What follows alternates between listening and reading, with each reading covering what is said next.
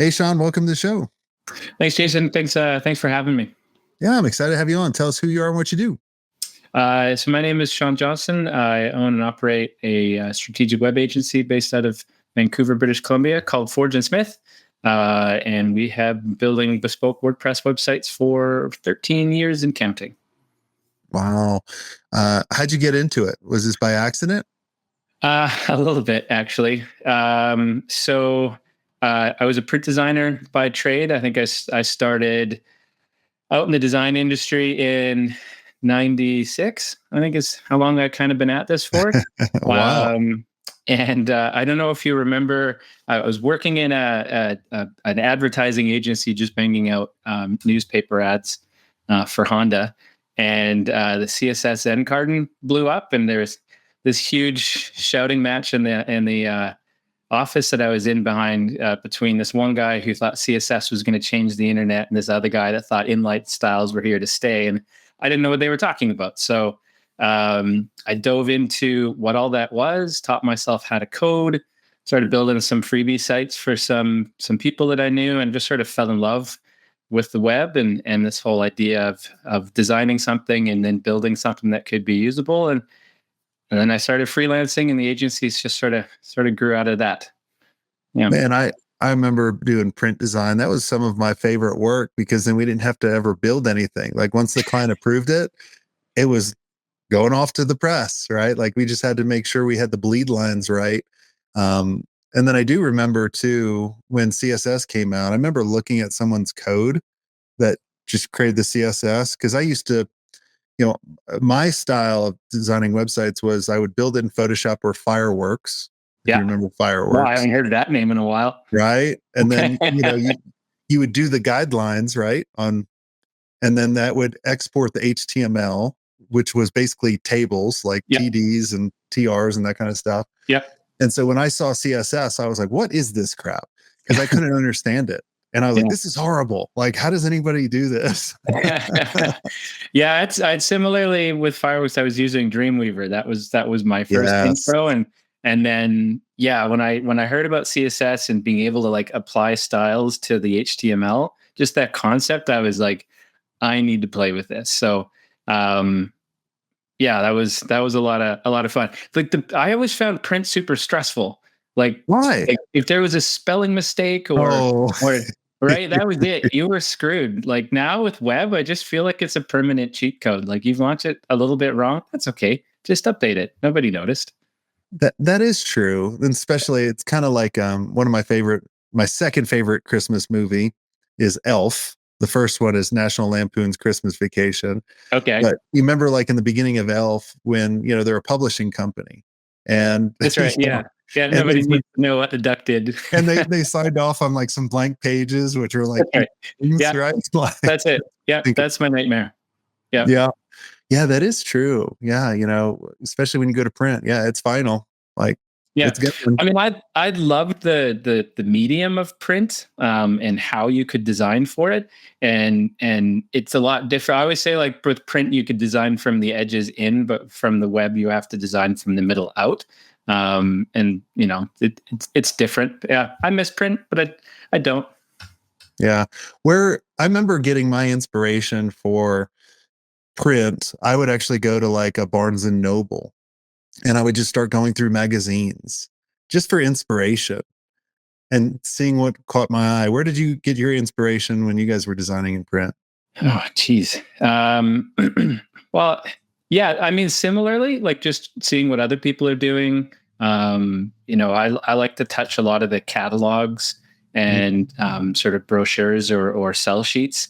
I always leaned heavily towards like complex layouts or like larger books. So really touching like cookbooks or illustration books or things like that, really seeing what people were doing, sort of be different, sort of break the mold, but still sort of sit within a system. Systems have always sort of been my thing. And so, like, leaning into, like, I did a lot of in the early days, like flyer and brochure designs, like large multi-page documents. And it was always like, how can I create a design system, implement it in ways that I can break it here and break it there, but still have it feel like a cohesive whole. So yeah, that's, yeah. Did you ever do any die cuts? Like we did a lot of direct mail, and we got kind of bored by just sending out like the postcard or like an 8.5 by 11.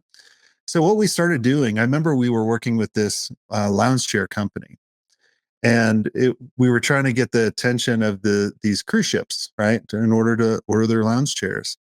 And I remember we die cut this. Oh, man, I wish I could find some of the stuff we did, but like as you open it up, the lounge chair would spin, Oh, cool. right? So it was almost like a 3D pop-up book, if you remember those. Like Yep. I love those things. I was always fascinated on how those created. But we would create things like that where it would get people's attention, where they'd open it up and then it would spin around. And I can't remember the messaging we had on it, but I mean, it had like a 20% response rate. Like it was nuts. Yeah, I didn't get to do anything like that. We would do like spot prints where you could get like a varnish over a certain spot, Ooh, yeah. or right. So or we would or doing something not die cut, but like rounding a corner or doing a little something different. Um, one of the things that I used to do all the time was a slightly different sized business card, or like rat cards. So like it still fit. Yeah. Yeah, there you go. But Yeah. it was just different enough that it sort of just poked out by itself. So yeah, those types of things. I didn't get to do a lot of, because that was just the first like 10 years of my career. And it was a lot of like production and pre-press work. So I didn't get to do too many fancy things before I switched to web and left that behind. Yeah. The business card I was holding up that didn't probably focus in, it was probably too far away, but we rounded off two of the corners, the right bottom and the top left, rather than rounding off all of them. And like no one had it then. Yeah. And probably still, I mean, hardly anybody has any business cards now anyway, right? Like it's kind of crazy. Yeah. It's I had to get I went to an event and realized that I had nothing to hand to people. So I had to do a quick little print run at the UPS store down the street. Handed 2 or 3 of them out, and that was it. So yeah, it's a lot of, I learned the whole like LinkedIn tap, that whole thing where you've got someone's QR code. That was pretty cool. I think if I was going to hand out something, I wouldn't even go to the print shop. I would just get a bunch of $1 bills and just write my information on it and go, here, I'm giving you money now. Let's keep it going or something. I don't know. I'm just thinking about it. It's kind of cheesy, but that'd be a bit harder up here. Loonies are not particularly big, so it'd be hard to write on. Oh, okay. Yeah. Gotcha. Well, just get a dollar bill from us, right? Well, you guys might be hating Americans right now anyway. No, it's no, we're all friends. I think a lot of us is just feel a little bit bad. It's probably not going the way anybody hoped it would. So yeah, no. Well, let's talk about not just, we've understood how you started, but, let's talk about kind of, when did you realize you really kind of had an agency and like a true team? Yeah. So, that was the hardest part. So, like when I started freelancing, it was right at the beginning of the housing collapse. Oh, perfect timing. Oh, wait. Right. Yeah. So it was when all that went down, where I was working was all in on one client, and it was the automotive industry, and that was cratering as everybody just stopped buying cars. So I had a couple of good clients on the side, and I just sort of took the plunge and did my Craigslist hustle for quite a while. So did you get business through Craigslist? I sure did. Yeah. Oh my gosh. Yeah. It was every morning. I would check all the ads in a couple of key areas, and I would answer anything, and then I would just hustle my way through that every day. What'd you charge? What were you charging? I was super pumped if I could get $1,500 for like a small site. Yeah, that's good for starting out. Mine was that's 500. not bad. I mean, I only needed 3 or 4 of those a month, and I was making more than I was making for an agent. Yeah, it's good money. Yeah. So that as I sort of settled into that routine with the follow-ups and sort of creating that scope, and then that sort of baked itself into, because I did all my own WordPress development at the time. So I was able to keep both halves. So I could do all the design and strategy work. And then I could build it out. So I could make the full budget. Yep. And I was able to sort of kind of keep it in some repeatable pieces with some special bits. This was grunge was really popular back then, so it was like lots of like splatter textures and like yeah. Anyways, and so as you just sort of rinse and repeat that, and you get more and more of these sites that were sitting out there that the clients would come back for support, I realized that I couldn't both sell, deliver, and support.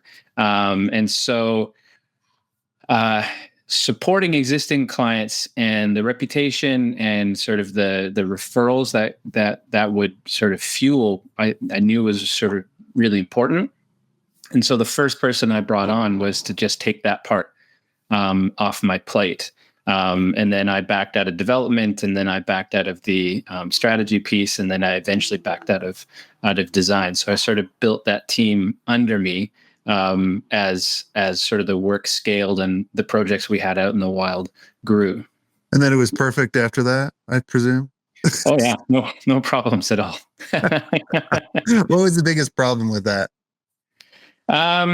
I think, and this was sort of maybe anecdotal to me, but I was always a producer at the same time that I was also a salesperson and administrator. So I think the hardest part for me was to replace myself in the production with people that could do it at the same pace, or at least close to the same pace. And so that's why I sort of backed out of support, which was easier to provide, and then backed out of development, which again was more production oriented. And then like strategy was sort of the last thing that I backed out of. Design and strategy was the last. Yeah. You knew that best, right? Like that's your background. That's right. Yeah. So, and then like strategy and design are sort of like where a project's scope can get ruined. So it was sort of the one area that I really try to keep focused on, because then you're sort of like managing situations and expectations and that sort of stuff. So, just I think as I replaced myself, I realized that every time I did that, lack of process, lack of handoffs, lack of understanding, lack of like fundamentals as far as how we do things and why we do them, and how we talk to clients about that was where a lot of that lived in my head, and it was hard for people to learn that when it wasn't somewhere they could reference. And so how did you give them the tools to be successful then? Did you just one day have to write it down? Did you hire the right people? Because there's a lot of people that struggle with that, right? Like, because I remember going through that. I was like, man, I am the best designer in the world. I wasn't, right? But I felt like I really understood the user experience and where the eyes need to look, in order to, based on what the client wanted and that kind of stuff. And that was really hard for me to communicate to certain people. So what worked for you? And it sort of grew and evolved and gained polish over the years. But where it started was documentation, but sort of a more robust starting point. So basically what it worked out is that the whole process from start to finish was fully documented, so that everybody knew who was responsible for what at what point, and that process. And how it was documented was how we managed the project. It was the project manager, and then each individual expert was sort of responsible for their piece of the pie, and each individual was responsible for that handoff. But as we got bigger, those handoffs had to become also documented and ensconced, so it could be a repeatable process. But all the assets that went into informing that, like the UX component library, the strategic guidelines, the build quality requirements, all of that had to get documented and built, so that it became less all roads lead to me for answers, and became more, here's the information for us to collaborate together so that we're empowered to make our own decisions. And that was the hardest part. And I think underlying all of that is the why. Why do we work with clients the way we do? What are we trying to recommend to them? Why are we sort of doing it this way and not that way? And so when we all understand why we do things the way that we do and what that common goal is, that informs the decision making. And so there is a cultural aspect, sort of like an institutional body of knowledge. This is what we do and why we do it. So then, yeah, we had to at one point take a step back and just codify what we believe in and why we do it, what strategies we feel are effective, and then codify all of that. So then, again, we weren't wanting to create limits. We were just trying to provide as much information as possible for us all to make decisions. Yeah. I was chatting with a member earlier this morning about kind of the same thing, right? We all start by accident, right? In our agency, because we knew how to do something really well. And we're really good at it or great at it because we understand all the stories that happened in the past, right? To build up to a point of all the knowledge that we have based on going, well, our eye tracking is going to go here. We want them to go here, boom, boom. And we can exactly build it in our heads. Yeah. And so I told this member, I was like, it's the same thing of what I just did with our marketing AI agent, right? I was a bottleneck, or let's say a toll booth. Like, let's say we had 20 lanes, but all 19 of them were closed. And the only one opened was me. Right. And so everything had to go through me.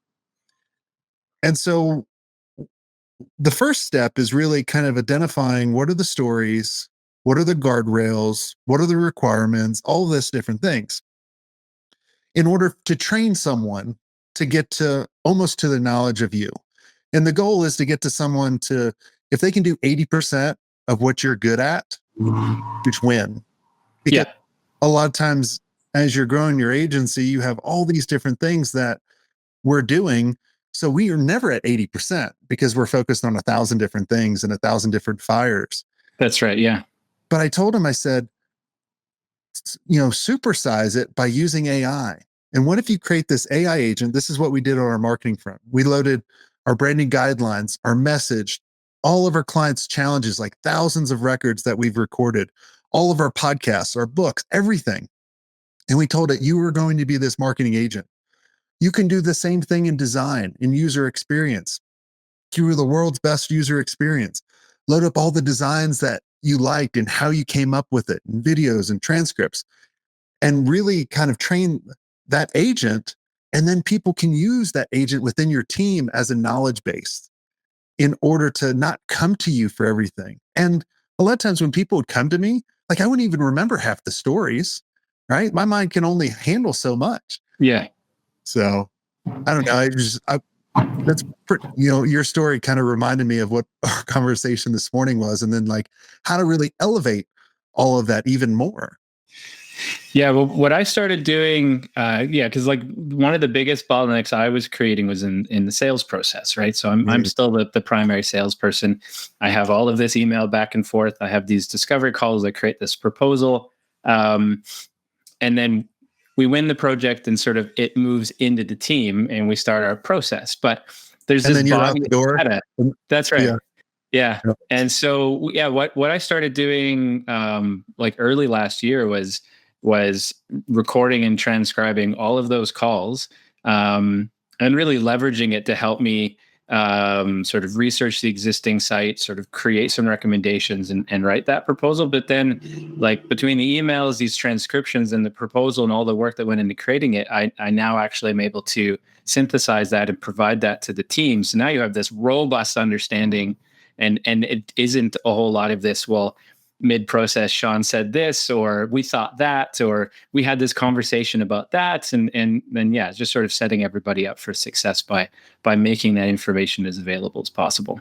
Yeah, I've been telling all of our agency members in the mastermind, you should be creating AI agents for every single client you have, and loading up everything you know about that client that they sent, the transcriptions, the meetings, everything in it. Yeah. So it can always reference that. Because, a client could tell me something last week, I'm going to totally forget it. No, that's true. But this AI agent's going to be like, oh yeah, and October 13th at 2:48 and 23 seconds, we talked about this and this. Yeah. Yeah. It's incredible. Yeah, it's yeah, that I mean that's where at least my neurodiversity comes in. Like I'm really good in the moment. I might recall that later on. There's a good chance I'm not. And I might not remember when somebody says we talked about that. So Yeah. having access to that digital brain has been a real game changer, not only for me personally, but for the team as well. Yeah. It helps what I call the Frank the Tank moment, right? Like you remember like when Frank's doing that debate in old school and he goes, like he's up against like the best debater in the world. And like he's a famous politician or something. Yeah. And so Frank the Tank goes first and he says something and it's like perfect. And he's like this, after he's like, and they're like, that was brilliant. And he's like, what happened? I blacked out. Right? Like, because you forget the amazing thing that you say. That's right. Now Yeah. I just got back from speaking from a conference. Now this is, I think, a little overboard. And I thought this was a little freaky. But I'll tell you what this agency was doing. He literally wore this little thing on his pocket. It looked like a little air tag. Yeah. Right? And it was an AI, something connected to AI that recorded his whole day. Yeah, So I have one of those as well. I don't record my entire day. That feels like a bit much, that's but yeah, crazy, man. yeah, Yeah, that's awesome. Like I kept going to him like on the side. I had mentioned like weird little stuff like I wanted the AI to do because I knew that was going. I was like just yeah, to mess with them. So I was like, yeah. oh, you got to tell me what that says later on. We once a time I found myself in a client call. We're waiting for some clients to come in, and their Fathom note taker was in there, and we were just killing time, and we were just talking about politics. And then because I thought they were in it, but then they came in, so I was like, by the way, when you get the summarization of this particular meeting, this is when we were talking about in case that looks super weird. Yeah. Yeah. Oh, Yeah. that's awesome. Well, this has been a lot of fun. I like nerding out and going back in time for some of the tools that and how things used to be and how things are now. Like I appreciate you sharing with us, Shawn. Is there anything that I didn't ask you that you think would benefit the listeners listening in? Yeah, I think like just how far you can take those pre-built pieces or sort of those predefined pieces. That was something that's really completely changed the game for us over the last few years, or last like 5 or 6 years. It's been sort of something that we've been pushing. So, the first step was taking um, what the UX teams were using to sort of prototype and structure and actually have our strategies baked into those pieces, not in a way that's limiting, but just in a way that's just easier to put together and a bit more rapid. And then ensuring that the way that we're building is lined up to that, and all of that's lined up to our strategies, and just leaning further and further into those systems. We've been able to carve a huge amount of time out of our builds. There's a lot of like each step of the process isn't completely rebuilding the one before. And then a couple of years ago, we made this shift to low code. And that just took that whole idea a step further. So like 80% of a project is using similar things. It's the 20% of the project that's going to make that unique. And then you fill that with content that's that brand story. And that's how we create these experiences. Like contact pages or contact pages. We don't have to pretend like they're special. So, Yeah. so yeah, And you get way more profitable too, right? Like you're not lowering your cost, you're raising it and it's taking you less time as well. that's right. Yeah. So the what that allows is for the teams to really focus on the parts that are going to lift the project and set it apart, and not have to worry about the millwork, the stuff that's the same. Yeah. And yeah, that is really reduced the amount of time needed for the standard stuff, and has completely changed the game as far as our profitability is concerned, while That's still all. delivering even better products. Yeah. No, that's pretty cool. Yeah, we were always trying to figure out how to streamline everything, right? Anything repetitive, we're like, how can we streamline it even Yeah. more? Yeah. And we even got to a point where, and this was many years ago, but like to do like a 20-page public facing website, it basically cost us like 10K. Probably now it's probably way even less. But we were charging over 6 figures for these sites. Right. Right. So so profitable because we were able to do those kind of different things. And I could only imagine now, if we were doing the same thing of like, how low cost that is. But I like what you were saying is now my team can concentrate on that 20%, that That's right. strategy, the thing Yeah. that's really going to, take the client to the next level to get those results. Well, and Um, that's the value, and that's another way to sort of look at the holy grail of value based pricing is that if I'm able to charge the same thing for something I spend less time making because of stuff the client doesn't actually care about, and we can really focus on the stuff that makes us valuable and unique and tailored to that brand story, then everybody wins. That's Yeah. awesome. Well, Yeah. cool. Well, Shawn, thanks so much for coming on the show. And for everyone listening, if you like talking about things that are working, or be able to have people on your team that can see the things that you might not be able to see, and you want to be around other amazing agency owners going through or have already gone through what you've gone through, we have an amazing mastermind community of the best of the agencies that are cool, sharing what's working and not. And make sure you go to agencymastery.io. And until next time, have a swank day. I hope you enjoyed this content. If you want more content like this, make sure you click on the link on the screen or check out your most popular podcast platform where the full episode is there. And until next time, have a swank day. What are you doing? Go check it out. Click on the link. I'll see you soon.